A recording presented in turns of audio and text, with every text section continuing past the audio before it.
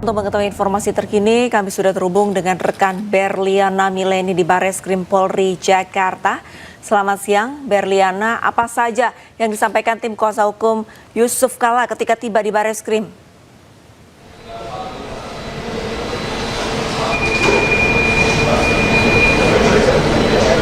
Ya, selamat siang Arlista dan juga pemirsa. Kuasa hukum dari Yusuf Kalla, Abdul Haji Talohu, ini hadir di Bareskrim Polri pukul 10:10 pagi tadi.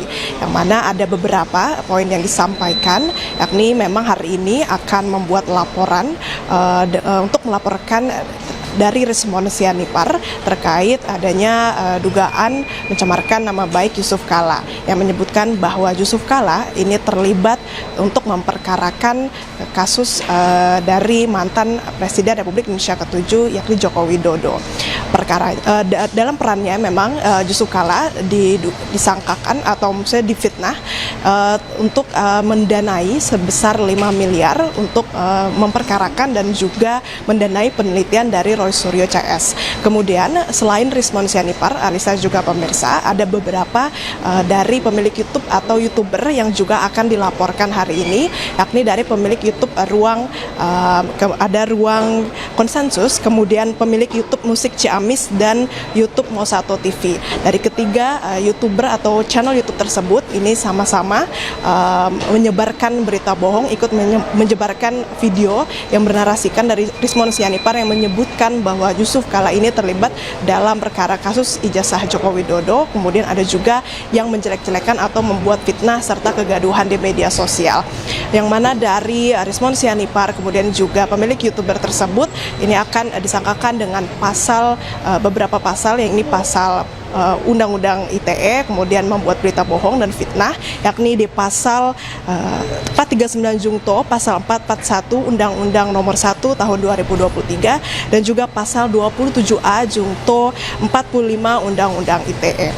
Ya, sebelumnya Arista juga pemirsa, Yusuf Kalla di kediamannya hari Minggu kemarin ini menyebutkan bahwa dirinya tidak pernah terlibat dan tidak juga mengenal Rismon Sianipar dan tidak terafiliasi sama sekali untuk mengujarkan kebencian ataupun terlibat dalam kasus kasus yang menyeret mantan Presiden Republik Indonesia terkait kasus ijazah Joko Widodo, sehingga dirinya ini akan membawa video ataupun berita-berita yang beredar di media sosial ini ke jalur hukum yang menyeret nama dirinya untuk kemudian dibuktikan apakah video tersebut ini benar atau tidak. Kembali ke Anda, Arista.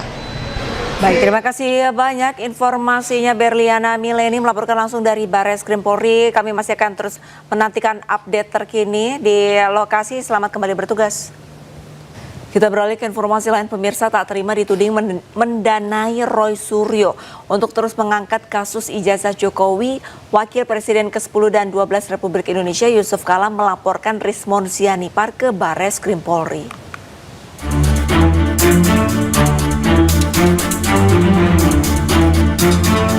Kasus fitnah ijazah Jokowi kian bergulir dan terus menyenggol banyak nama. Salah satunya Wakil Presiden ke-10 dan 12 RI Yusuf Kalla. Tidak tanggung-tanggung JK dituding mendanai Roy Suryo CS hingga 5 miliar rupiah untuk terus menggoreng ijazah Jokowi. JK mengaku penudingnya ialah Rismon Sianipar. Dengan tegas JK membantahnya. JK mengaku mengenai Roy Suryo saat dirinya menjadi Menpora, namun JK membantah mengenal nama-nama lain yang terlibat isu ijazah Jokowi. Bantahan JK tidak hanya gertak sambal, ia bahkan akan melaporkan Rismon Sianipar ke Bareskrim Polri.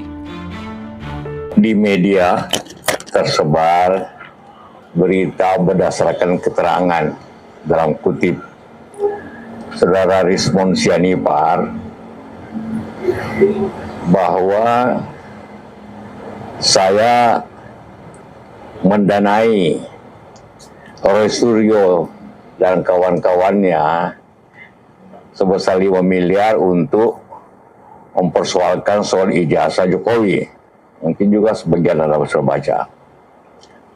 Saya katakan itu yakin tidak benar. Saya tidak pernah kenal pun Rismon itu, apapun ketemu tidak pernah. Roy karena dia bekas menteri, saya kenal. Ya, saya kenal. tapi yang lainnya tidak. Polda Metro Jaya telah menetapkan 8 tersangka dalam kasus fitnah ijazah Jokowi. Salah satunya Roy Suryo, Rismon Sianifar, dan Dr. Tifa. Sementara berkat restoratif justice, status Egy Sujana dan Damai Hari Lubis sebagai tersangka telah gugur. Tim Liputan Ainus melaporkan. Diduga mabuk dan berkendara ugal-ugalan, seorang pemuda menabrak emak-emak yang dibonceng cucunya di Duren Sawit, Jakarta Timur. Pelaku diamuk warga dan sempat diikat karena terus melawan. Lo orangnya dikit loh. Ya tuh, mukanya. Diduga tengah mabuk, seorang pemuda yang babak belur dihakimi warga malah terus menantang di kawasan Jalan Pondok Kelapa Raya, Duren Sawit. Padahal sebelumnya, pelaku yang membawa motor sambil ugal-ugalan sempat menabrak ibu-ibu pengendara lain dari belakang. Saat warga menggeledah tas pelaku, ditemukan sekantong plastik berisi tembakau serta satu tas besar warna biru yang diduga berisi tembakau juga. Polisi yang tengah patroli segera mengevakuasinya dan digelandang ke Polsek Duren Sawit. Katanya sih dari arah sana, motor udah ugal-ugalan. Nabrak ada di depan Telkomar dan ada ibu. Sampai sini ditabrak sama yang ngejar. Oh. Di sini. Ditabrak tas dicek, di sini ada tembakau. Satu tas. Saat ini pelaku berikut motor dan tas sudah dibawa ke kantor polisi untuk dilakukan pemeriksaan lebih lanjut. Dari Jakarta, Rizky Falupi, iNews melaporkan. Saat menyeberang jalan, seorang pesepeda ditabrak minibus yang melaju kencang. Kerasnya benturan membuat korban terpental.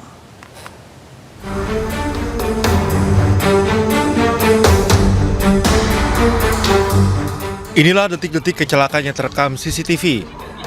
Sebuah minibus dengan kecepatan tinggi menabrak seorang pria yang tengah bersepeda saat menyeberangi jalan di perempatan Dusun Batu Basi, Maros, Sulawesi Selatan.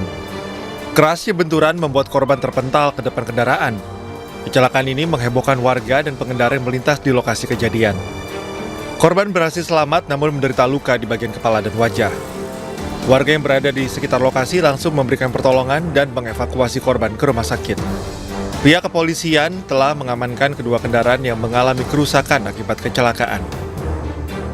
Seorang pesepeda kayu dalam hal pesepeda biasa tiba-tiba menyeberang jalan dari arah kanan ke kiri.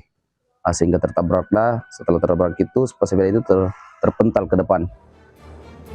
Saat ini kasus kecelakaan masih dalam penanganan Satlantas Polres Maros untuk penyelidikan lebih lanjut.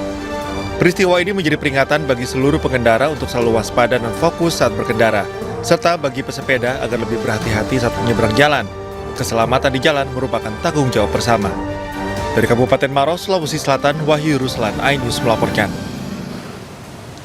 Pemirsa, waspadalah menggunakan ponsel di pinggir jalan. Ada kasus mengenai saat hendak memesan ojek online, ponsel seorang warga dijamret pengendara motor di Tanjung Duren, Jakarta Barat. Pelaku yang beraksi seorang diri langsung kabur dari kejaran warga.